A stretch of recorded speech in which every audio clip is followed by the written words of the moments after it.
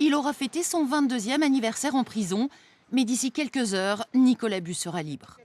Quelques 20 jours de détention pour un étudiant à l'Institut catholique de Paris, devenu un symbole pour les anti-mariages gays. Pour Nicolas, pour le soutenir, parce que c'est quand même une première en France. C'est la première fois qu'on a un prisonnier politique, quelqu'un qui est emprisonné pour ses opinions.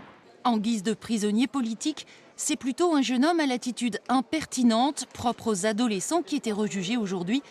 Jean et chemise blanche, d'une voix assurée, tantôt il donne des cours d'étymologie aux magistrats, tantôt des leçons de droit teintées de série US aux représentants des forces de l'ordre.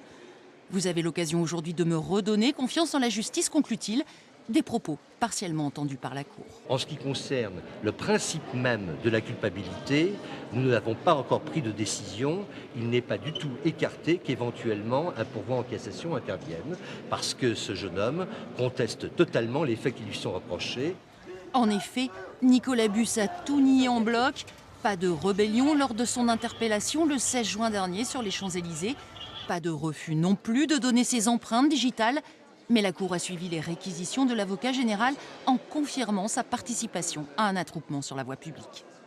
4 heures contre 40 minutes en moyenne pour des faits similaires. La Cour d'appel a accordé un traitement particulier à Nicolas Bus aujourd'hui, tant par la durée du procès que par son issue. En effet, il a davantage été reconnu coupable qu'en première instance. L'amende est supérieure. En revanche, il n'est désormais plus question de peine de prison.